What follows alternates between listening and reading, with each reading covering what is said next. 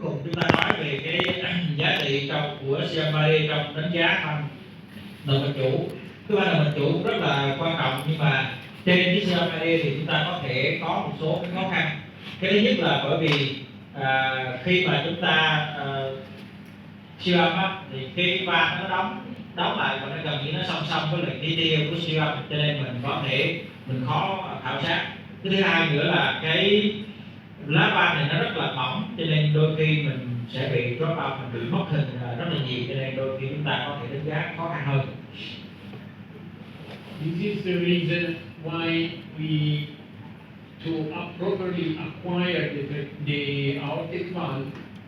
First, we use the short axis and not the long axis as a reference plane in order to work on the axial and the lateral resolution, and not on the elevation that has much smaller spatial resolution.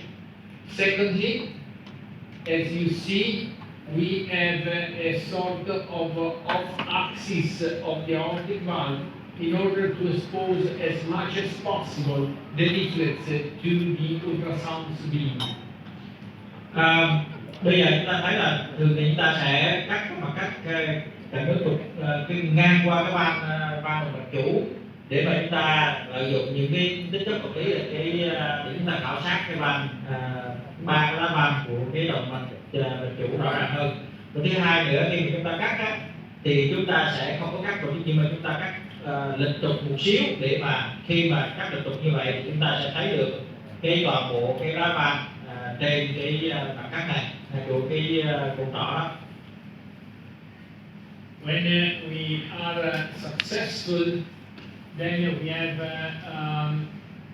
quite nice images, and once again, compared with the two-dimensional echocardiography, where you can see only the valve from the ventricular perspective, here we don't have any limitation, and when we can see the valve from both the ventricular as well as the atrial perspective. That is the visualization that the surgeon has when it opens the aortic root. And as you can see, the images are quite comparable with the anatomical specimen to provide realistic anatomic representation. Nếu như mà chúng ta làm đúng bài bán, chúng ta có thể cắt được một cái hình ảnh đẹp của van động mạch chủ. Thì cái này, cái hình ở trên ở giữa và trên cùng nó giống như là trên cái mặt cắt cạnh nước trục ngắn ở đấy á, thì chúng ta cũng sẽ thấy nhĩ trái phía sau, chúng ta thấy cái đường thoát của thân phải, thấy được cái van động mạch phổi. Nhưng mà quan trọng nhất là cái van động mạch chủ, chúng ta thấy rất là rõ các mép, các lá van. Chúng ta nhìn từ trên nhìn xuống, hoặc là chúng ta nhìn từ cái thất, chúng ta nhìn lên phía trên, và nó tương ứng với là những cái hình ảnh giải phẫu phía bên trái bên cùng đó. In addition, compared to two-dimensional images where we can obtain a short axis view of the aortic valve only from the parasternal approach, and this may be quite challenging, particularly in a patient with dilated ascending aorta, where the position of the aorta changes, and so may be quite difficult to obtain a proper short axis view. And in these patients, it is crucial because you need to identify if the valve is B or pre-leaflet in order to properly time the surgery in dilation of the ascending aorta. Cái mặt cắt mà cạnh nước trục dọc, trục ngắn qua cái đáy tim, mà qua cái van động mạch chủ á, thì thường chúng ta cũng khó, đặc biệt là trong trường hợp mà cái động mạch chủ nó bị giãn. Và khi mà động mạch chủ nó bị giãn như vậy thì nó làm cái trục nó bị lệch đi, và lúc đó chúng ta sẽ khá khó mà cắt được qua đúng cái lá van. Nhưng mà trong cái động mạch chủ bị giãn thì cái điều quan trọng chúng ta phải coi thử là cái van đó nó là 2 lá, van động mạch chủ là 2 lá hay là 3 lá, là bởi vì 2 lá hay 3 lá nó quyết định cái việc chúng ta chỉ định cái thời điểm mà phẫu thuật cái động mạch chủ lên bị phình. Tùy theo, nếu mà 2 lá thì chúng ta chỉ định khác, và 3 lá chúng ta sẽ chỉ định khác.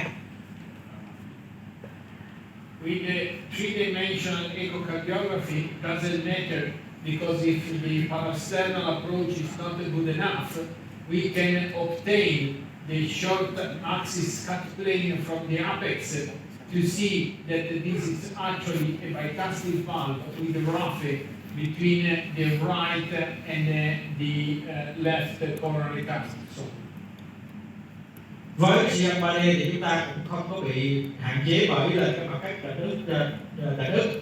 Nếu mà không có mặt cắt cạnh đứt thì chúng ta đi từ 1 trở lên và chúng ta có nguyên được cái khối đó và chúng ta có thể cắt ra. Trên cái khối dữ liệu đó chúng ta có thể cắt ra, chúng ta có thể thấy được cái hình của van động mạch chủ, cái lá trước, lá trái rồi lá không vành như vậy. Indeed, with the three-dimensional echocardiography, we have a fascinating view of the actual anatomy of the aortic valve. This is a pure bicuspid valve with an anterior and a posterior cusp with a single commission. This is a bicuspid valve with a raphe between the right and the non-coronary cusp. This is a typical quadricuspid aortic valve, while this is the unicuspid aortic valve. Much easier to identify the correct anatomy with these anatomy sound images. Với cái siêu âm 3D chúng ta thấy rất là rõ cái hình trên trái trên đó, chúng ta thấy rõ ràng đây là một cái hình van động mạch chủ hai mảnh rất là rõ, không có raphe. Còn với cái bên phải trên bên phải thì đó là van động mạch chủ hai mảnh, nhưng mà nó có thêm một raphe là cái đường mà nó chạy lên phía 11 giờ đó, cái có thể là chúng ta nhầm lẫn nếu chúng ta không để ý thì tưởng đó là cái máy van. Phía bên phải dưới là đây van động mạch chủ 4 mảnh, rất là rõ ràng 4 mảnh. Còn cái phía bên trái dưới chúng ta thấy đó là van động mạch chủ 1 mảnh. And indeed, it has been documented that with the 3D, even transthoracic, this better visualization of the leaflet morphology can lead to valve reclassification to 1/3 of our patients. Như vậy là cái van siêu âm qua hình ngực mà 3D đó nó sẽ cho chúng ta nhìn rõ hơn cái hình thái của cái lá van, và nó làm với cái việc mà chúng ta nhìn rõ hình thái lá van như vậy, nó làm thay đổi lại cái phân độ và phân loại của cái bệnh lý trong khoảng 1/3 số lượng bệnh nhân. Tức là chúng ta đánh giá sai thì đánh giá lại thì nó thay đổi đến 1/3 trường hợp bệnh. This is actually our experience that we made several years ago. These are 52 patients undergoing aortic valve replacement, 79% with aortic stenosis, and 21% with isolated aortic regurgitation.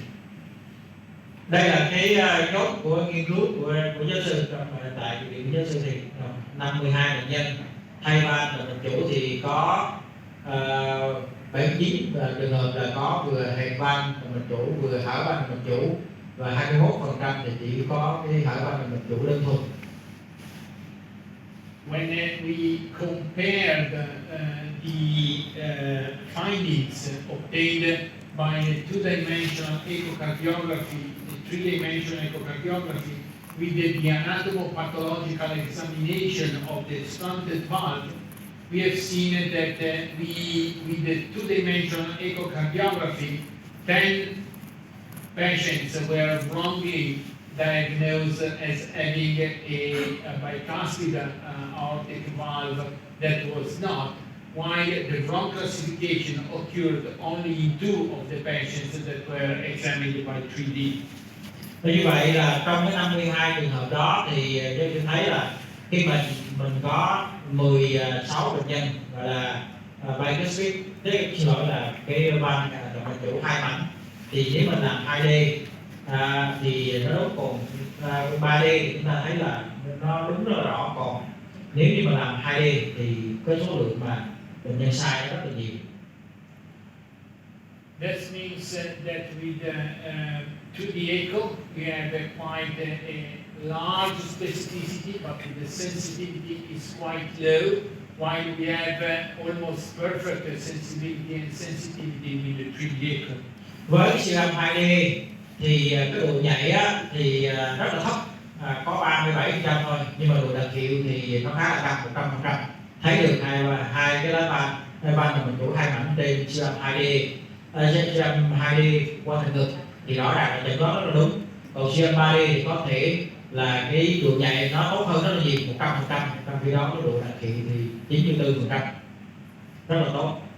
Something that we learned from the anatomopathologist, when in doubt, to look at the presence of these intercast triangles that are present when that are these on the anatomical specimen, but you can see also very nicely in the 3D that are present in the normal valve, while when you have a bicuspid valve, you don't have anymore any intercast triangle.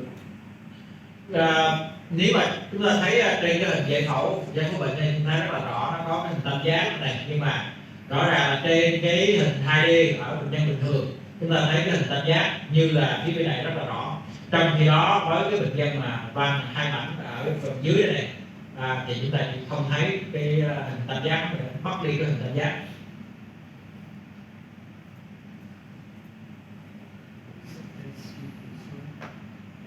Another important point is the sizing of the LVOT. This is crucial to size the prosthesis, particularly for transcatheter replacement. It's also crucial for proper assessment of aortic stenosis. Vì sao chúng ta nói về cái đo đạc cái đường kính của đường thoát bên trái? Bởi vì nó có hai cái quan trọng. Cái thứ nhất là chúng ta có thể quan trọng trong cái việc chúng ta thay van động mạch chủ qua da. Cái thứ hai nữa, trong cái việc đánh giá cái hẹp van động mạch chủ thì cái việc đo cái LVOT này, đường kính LVOT này là cực kỳ quan trọng. What we usually do is to make these measurements in the longer axis view, assuming that the LVOT is a circle, and we are in the center of the circle, that is the real diameter, and so we can calculate the area from this diameter. This is quite risky because since the LVOT is a square, even if you are not exactly in the center of the LVOT, and with the 2D echo you have no way of controlling, you can grossly underestimate the size. Và chúng ta thấy rằng khi mà chúng ta đo cái LVOT đó để chúng ta tính cái tiết diện của LVOT là chúng ta biết nó là hình tròn. Chúng ta coi như cái LVOT đó hình tròn thì chúng ta đo cái đường kính, rồi chúng ta có bán tính rồi nhân cái pi gì đó, tính nhân bình phương nhân pi thì nó ra cái diện tích. Tuy nhiên cái assumption là đường thoát nó trắng nó hình tròn là sai, bởi vì đa phần của nó là nó có hình chữ nhật như thế này, chứ nó không phải là hình tròn. Cái thứ hai nữa là cái việc mà chúng ta đo đây mà các cạnh nước dọc như vậy, đôi khi chúng ta đo là lệch tâm, chúng ta nghĩ là chúng ta đường đo đó chúng ta đi qua cái tâm của vòng tròn, nhưng mà đôi khi không phải. Ví dụ như hình màu vàng đó chúng ta đo lệch qua một bên thì lúc đó cái đường kính của nó chỉ là 19, trong khi đó đường kính chính xác thì nó là 21. With the three-dimensional probe, you can activate your biplane imaging to have a simultaneous display of the short axis and the long axis, and you can select the line where to obtain the long axis. So if you select the line exactly in the center of the LVOT, you will got a correct long axis where to take the measurement.